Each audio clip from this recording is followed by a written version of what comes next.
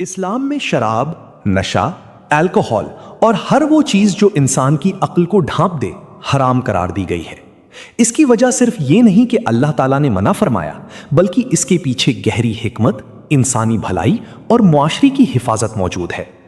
اسلام انسان کی 5 بنیادی چیزوں کی حفاظت کرتا ہے: دین، عقل، جان، خاندان اور عزت، مال۔ شراب اور نشہ سب سے پہلے انسان کی عقل کو متاثر کرتے ہیں۔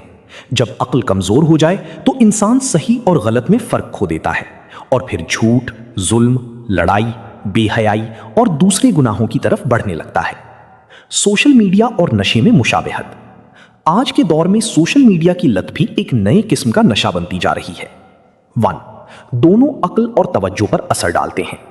جیسی شراب انسان کی سوچ کو کمزور کرتی ہے، ویسی ہی سوشل میڈیا ایڈکشن بھی توجہ ختم کر دیتی ہے، کنسنٹریشن کم کر دیتی ہے، انسان کو مسلسل ڈسٹریکشن میں رکھتی ہے اور گھنٹوں وقت ضائع کر دیتی ہے۔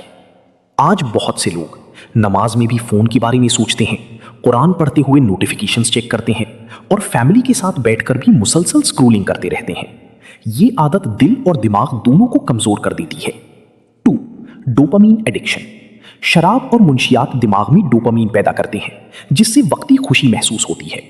اسی طرح TikTok reels, YouTube shorts, Instagram reels اور اینڈلیس سکرولنگ بھی انسان کے دماغ کو مسلسل چھوٹی چھوٹی خوشیاں دیتی رہتے ہیں، جس سے انسان آہستہ آہستہ ایڈکشن کا شکار ہو جاتا ہے۔ اسلام خوشی کے خلاف نہیں۔ اسلام خوشی ختم نہیں کرنا چاہتا۔ اسلام چاہتا ہے کہ انسان پاکیزہ زندگی گزاری، صاف ذہن رکھی، مضبوط خاندان قائم کری، روحانی سکون حاصل کری اور خود پر قابو رکھی۔ آج کا جدید نشہ۔ آج کے دور میں بہت سے لوگوں کے لیے فون، ریلز، گیمنگ، پورنوگرافی اور مسلسل سکرولنگ ایک جدید ڈیجیٹل انٹاکسیکیشن بن چکے ہیں۔ یہ ظاہری نشہ نہیں، لیکن انسان کے دل، دماغ، وقت اور روح سب کو متاثر کرتے ہیں۔ خلاصہ: اسلام ہر اس چیز سے روکتا ہے جو عقل کو کمزور کرے، اللہ کی یاد سے دور کرے، گناہوں کی طرف لے جائے، وقت اور زندگی تباہ کرے یا انسان کو خواہشات کا غلام بنا دے۔